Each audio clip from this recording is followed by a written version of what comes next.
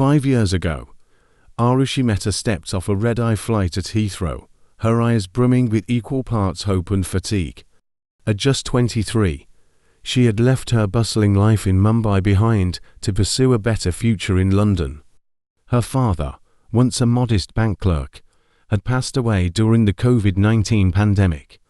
The responsibility of caring for her widowed mother and 2 younger brothers now rested solely on her fragile shoulders. With a bachelor's in business administration and fluent English, she had hoped London would offer her quicker success. But reality was crueler than her dreams. She found work as a barista in Southall, a neighborhood familiar to many Indian immigrants. Her shift began at 6 a.m. sharp, with long hours on her feet, serving coffee to hurried commuters. After work, she'd clean offices in the evenings. Every penny saved went back home school fees, groceries, rent for the house in Borivali. Despite the sacrifice, she barely survived. Her shared flat was small, the rent inflated. She owned 3 dresses, 2 for work, 1 for everything else. Yet Aarushi kept smiling. That smile was her rebellion. Her beauty was undeniable. Long wavy black hair, almond-shaped hazel eyes, and dusky skin that glowed even in the bleak British winters. She dreamed of a day her family would no longer suffer, a day she could breathe without calculating her expenses. It was a cold Friday night in March. Aarushi had just finished her cleaning shift and was walking home through Mayfair, hoping the scenic detour would lift her mood. On the sidewalk, near a shimmering black Rolls-Royce, a pink and gold flyer flitted in the wind before landing at her feet. She picked it up. Midnight Masquerade, an exclusive gathering of the elite, private invite only. 1 night only. Location: the Langham Hotel Ballroom. Dress code: classy, daring, elegant. There was a QR code and a mysterious signature, hosted by the House of Avalon. Aarushi chuckled, as if, she muttered. Still, something inside her stirred curiosity, desperation. A tiny spark of rebellion. That night, she stared at the flyer until her eyelids gave into sleep. The next morning, she showed the flyer to Nadine, her flatmate, a Nigerian student who worked part-time in a boutique. Girl, this looks fancy. You wanna go? Nadine grinned, sipping tea. I don't have anything to wear. Nadine's eyes lit up. You can borrow my red slit gown. The one I wore to that film premiere. You'll look like a goddess. Aarushi hesitated. But something inside her, a silent scream for transformation, whispered yes. That Saturday night, Aarushi stood before a mirror in the borrowed gown. The rich velvet hugged her body, revealing just enough to captivate, but not too much to offend. Nadine lent her silver heels and a Venetian mask with gold trimming. Are you sure this is okay? Aarushi asked. You look like trouble. Nadine winked. Rich trouble. Aarushi arrived at the Langham past 11. The ballroom shimmered with crystals and candlelight. Everyone wore masks, elegant, mysterious, untouchable. Laughter and jazz floated through the air like perfume. Aarushi hovered at the edge. Clutching a glass of champagne, she dared not sip. She was about to leave when a deep, polished British voice behind her asked, "Enjoying the evening, miss?" She turned, and there he was, a tall man in a navy velvet tuxedo, mask carved with gold feathers, an aura of royalty. My name is Prince Damon Ashford, of Old Money, and little meaning, he smirked. And you are, Aria, she lied.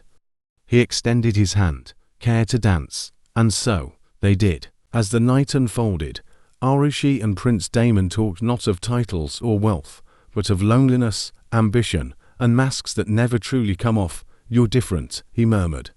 You're not from this world, are you? No, she replied honestly.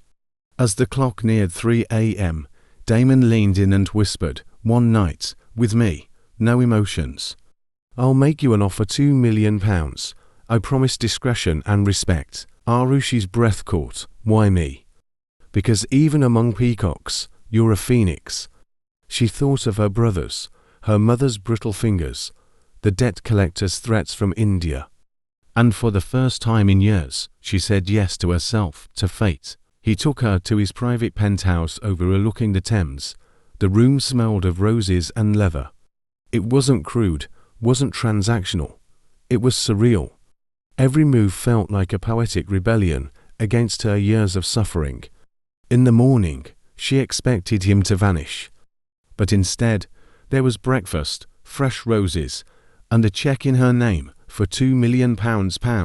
She cried quietly in the cab ride home. She had wired funds to her mother anonymously, paid off their debts, enrolled her brothers in top schools in Mumbai. Life suddenly sparkled, but she missed something or someone. One evening, while exiting the cafe in Knightsbridge, she collided with someone tall. It was him, Damon.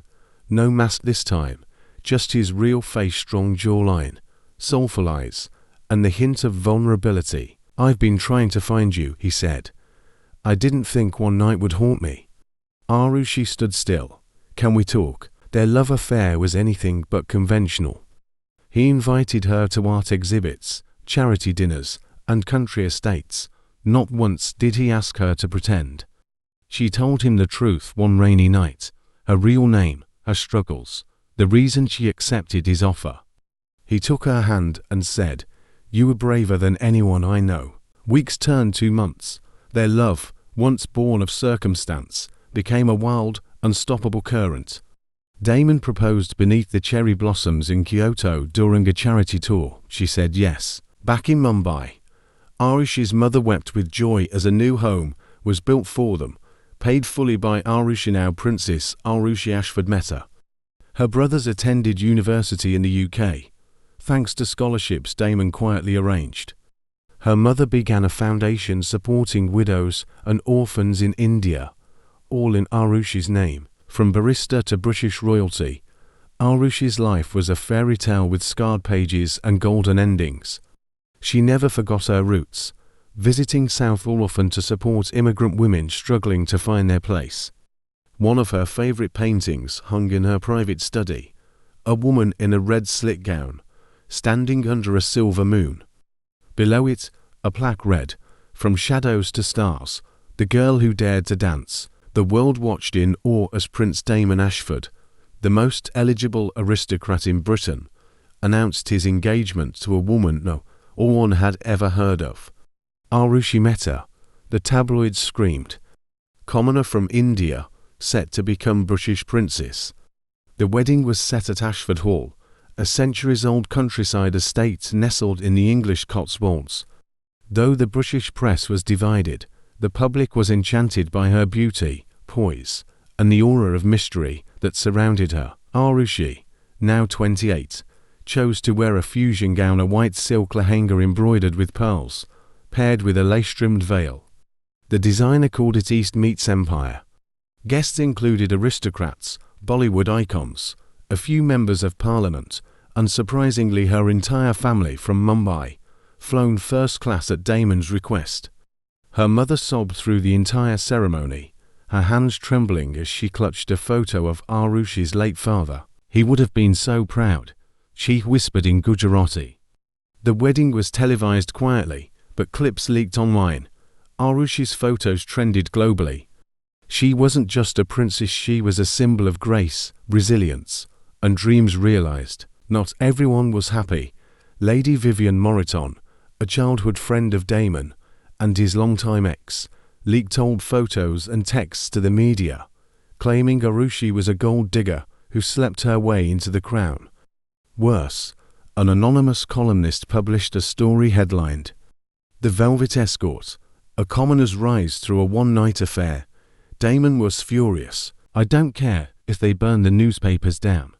I know who you are," he told Aarushi, holding her as she cried behind the palace gates. But the scandal caught fire. Parliamentary critics of the monarchy questioned Damon's judgment, citing tradition and national image. A petition to review royal marriage customs gained traction. Aarushi refused to be a helpless symbol. She held a press conference, elegantly dressed in a powder blue sari. "I never asked to be a princess. I only ever wanted to be a daughter who could feed her family." I have nothing to hide. I only have love to give. The world watched, stunned. Her humility turned public opinion in her favor almost overnight. Twitter exploded with hashtags like hashtag Princess of the People and hashtag From Mumbai to Majesty. After months of silence, Aarushi finally returned to India not as a struggling immigrant, but as royalty. But she didn't stay in five-star hotels or government guest houses. Instead, she arrived at her old Borivali neighborhood, dressed simply in a cotton kurta and jeans. News cameras followed discreetly. She hugged her school teachers, brought laptops for her old classmates, and spent time in the very park where she used to cry after job rejections. Her proudest moment was when her younger brother, Ishan, stood beside her at a local press meet and announced, "My sister gave me wings. Now I'm going to Cambridge to study biomedical engineering." Tears flowed. Her mother fainted with joy. The entire city celebrated like it was Diwali. With her new role came new responsibilities. Damon had no interest in politics, but Aarushi saw a chance to change lives. She started the Velvet Hope Foundation, focused on educating girls in rural India, offering legal support for immigrant women in the UK, mental health initiatives for migrant workers. One speech in Parliament where she spoke about her struggles cleaning offices and serving coffee went viral globally. Poverty is not shameful, but indifference is. A year later, she received the Order of the British Empire OBE for a humanitarian service, but Aarushi had been hiding something. A few weeks after the wedding, she had found an old medical report, one she had kept secret even from Damon. It revealed a rare hormonal condition that made pregnancy nearly impossible. She had feared that this secret could one day break her marriage. One night in the library, by a dying fire, she finally told Damon. He simply smiled. "We'll adopt. Or we won't. I married you, Aarushi, not your womb." They adopted a baby girl from an orphanage in Pune, a quiet infant named Anaya, who became the light of their world. 5 years later, Aarushi stood in that same Langham ballroom, this time as the guest of honor for a royal gala. The same woman who once borrowed a gown and hoped for one lucky night now wore a custom emerald velvet gown, seated beside heads of state, holding her husband's hand and watching their daughter chase bubbles under the chandelier. A journalist once asked her, "Do you ever regret that first night?" She smiled. "I don't regret anything that brought me to love, even if it came wrapped in pain." In the cafe in Southall where she once worked, there's now a framed photo of Aarushi on the wall, captioned, "From coffee cups to crowns, don't ever underestimate the power of a desperate girl with a dream." One morning, Aarushi received a package with no return address. Inside was a bundle of old letters wrapped in red thread, all written by Damon's late grandfather, Lord Winston Ashford. They revealed a troubling truth: Ashford family wealth had ties to colonial exploitation in India, including a textile mill in Gujarat during the 1920s, where child labor was rampant. Damon was shaken. "Why now?" "I think someone wants to stain our future with your family's past," Aarushi said, quietly. But instead of running, she confronted it head-on. She traveled to Gujarat with Damon, visiting the now-defunct factory grounds. There, she met descendants of workers who had suffered under British rule. Aarushi announced a reparations trust, the Ashford Aarushi Healing Fund, £100 million invested in rebuilding former colonies through education, clean water, and women's welfare. The press exploded. Royals were uneasy. She didn't care. Months later, Aarushi discovered Nadine, her beloved friend and flatmate who once lent her the red gown, had sold their story to a British tabloid in exchange for a lavish modelling contract. The article included private photos, voice notes, even clips from their Southall apartment. Aarushi was devastated when she confronted Nadine at a charity gala in Paris. The room fell silent. "I gave you my heart," Aarushi whispered. "And I gave you a spotlight," Nadine replied, voice trembling. "You were supposed to take me with you." The rift was deep. Aarushi chose not to retaliate. But the pain stayed like a splinter beneath silk. At age 5, Anaya began asking about her birth mother. "I want to see her, just once." Aarushi and Damon hesitated. But after careful search and vetting, they tracked her to a modest tailoring shop in Pune. When the meeting happened, it was tender, tearful, and confusing. Her birth mother, Shalini, was barely 30, shy and overwhelmed by guilt. Aarushi sat beside her, holding both their hands. "You gave her life. I gave her a future. Let's give her truth." The three began a quiet, private relationship. Anaya called them Ma and Oi, and the world never found out. One winter, Damon vanished from public life for weeks. Whispers emerged: gambling debts, an affair, secret therapy. The tabloids had a feast. In truth, Damon had been diagnosed with manic depressive disorder, something he had hidden since his teenage years. The pressures of royal life, media, and unresolved grief triggered a breakdown. Aarushi found him in the Ashford Estates library, curled on the floor with a bottle of scotch and a stack of childhood journals. "I'm broken," he whispered. "No," she replied, "you're cracked open." And that's how light gets in. Together, they entered therapy, and Aarushi gave a TEDx talk titled "Loving Someone Through the Fog." It became one of the most watched talks of the year. During a public speech, an immigrant rights rally in Birmingham, a man pulled a weapon and lunged at Aarushi. She survived with minor injuries thanks to a brave security guard, but the message was clear. Not everyone embraced her rise. The man, a far-right extremist, confessed during trial. She polluted the monarchy. Aarushi appeared at the sentencing. Her statement: "You didn't shoot me. You shot your own humanity, but I forgive you." "Because hate only dies when we bury it with grace," the courtroom cried. The judge wept. The guard who saved her was awarded knighthood. Inspired by her resilience, thousands of women around the world began writing to Aarushi letters of abuse, hope, poverty, love, rebellion. She turned these into a book, Letters to Aarushi. It became a global bestseller, translated into 34 languages. Oprah called it the most honest book of our decade. She later created a storytelling school in Kenya, funded by its profits. Damon's cousin, Lord Elliot Ashford, filed a motion to remove Damon from the royal succession, citing scandalous marriage, mental instability, and moral degradation. A royal court hearing was held. It was brutal. Lawyers dragged Aarushi's past, her body, her one-night decision, even her sterilization reports. She sat with poise, head high. When it was her turn, she said simply, "I am not a title. I am not a womb. I am not a wound. I am a woman who walked through fire and didn't turn to ash." The case was dismissed. Elliot was stripped of royal privileges. Damon kissed her before the press and whispered, "You're the crown I needed." 10 years into their union, Aarushi became the first non-British-born woman to co-lead a state visit to the United Nations on behalf of the UK.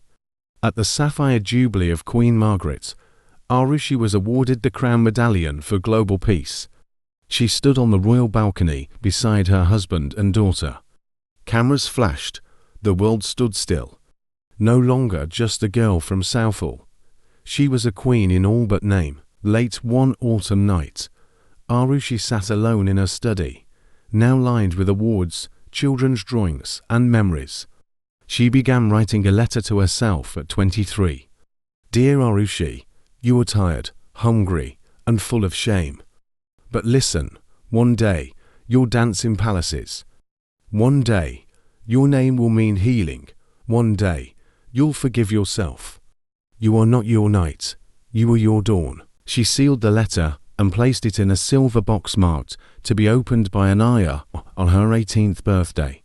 She blew out the candle and smiled into the velvet night. In a glass case at the British Museum of Modern History sits a single red gown worn, elegant, defiant. Beside it, a plaque reads, "This gown belonged to Aarushi Mehta Ashford, who wore it the night She bought her family's freedom and began rewriting a nation's legacy. Opening music fades in, gentle strings with a mysterious undertone. Narrator soft, dramatic.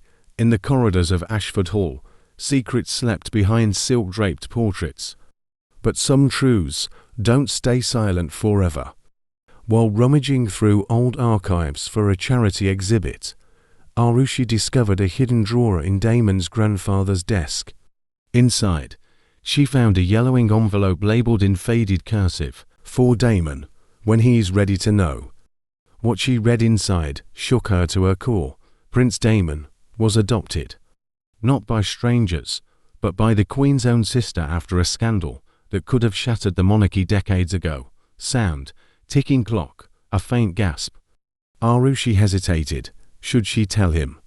That night, in their garden under the starlit sky, she handed him the letter. Damon stared for a long moment before whispering, "I always felt like I didn't belong. But if this is true, maybe I finally know why." His birth mother was a ballet dancer from Prague. His father, an English duke, now long deceased. The truth didn't weaken their bond. It deepened it. Aarushi held him. Because sometimes the family you choose matters more than the one you're born into. Opening, eerie wind through old trees, echoing footsteps on stone. Ashford Hall was centuries old, and held more than portraits and polished silver. Aarushi had taken to midnight walks through the estate when insomnia struck. One night, she heard weeping soft, unmistakable echoing from the west wing. But when she followed it, the corridor was empty. The next morning, she asked the housekeeper, "That wing hasn't been used since the war," the old woman whispered. "They say the Duchess who once lived there died with a broken heart." Curious and shaken, Aarushi began researching. She found letters, sealed diaries, and portraits of a woman who looked uncannily like her. The Duchess had also been Indian, brought to Britain in secret, hidden from society. She died alone, in silence. Aarushi decided then, history would not repeat itself. She restored the West Wing, a public museum wing dedicated to forgotten women in the royal lineage those written out of history. And every night, the weeping stopped. Dramatic piano, echoing press cameras. Some ghosts don't haunt halls, they haunt headlines. Lady Vivian, now a television personality, returned with a new venom. In her memoir, she named Aarushi as the Velvet Witch, who seduced Damon away from his rightful destiny. The media feasted, but Aarushi didn't flinch. She was no longer the scared girl in a borrowed dress. She called a press conference again in her beloved powder blue sari and spoke with calm grace. "I didn't take a crown. I accepted love. Let that be the legacy." Lady Vivian's ratings dropped. Her book tour was quietly cancelled, but the scars lingered. Aarushi's charity faced cyber attacks. Hateful letters poured in, and yet through it all, Damon stood taller than ever, declaring at a UN gala, "If loyalty had a face, it would be my wife's."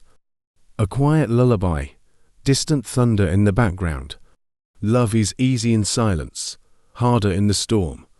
2 years into their marriage, Aarushi and Damon faced their hardest test yet. Not scandal, not politics, but distance. Damon was sent on diplomatic tour across Asia.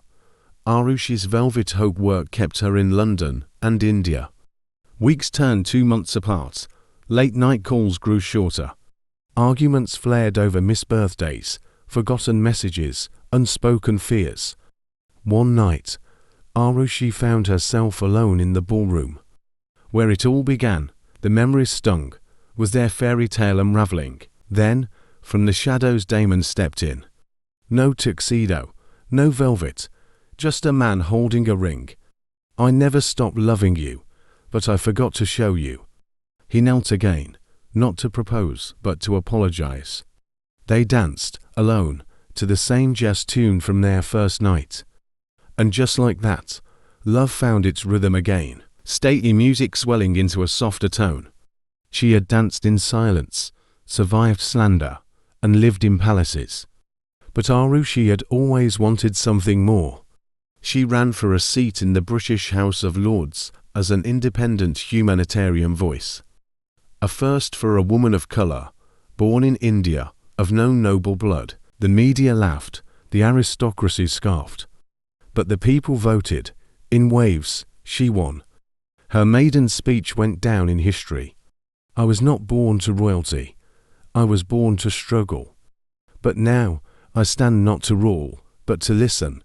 And they did listen. If this story touched your heart, subscribe to the channel, leave a like and share this with someone who believes that sometimes survival demands more than strength.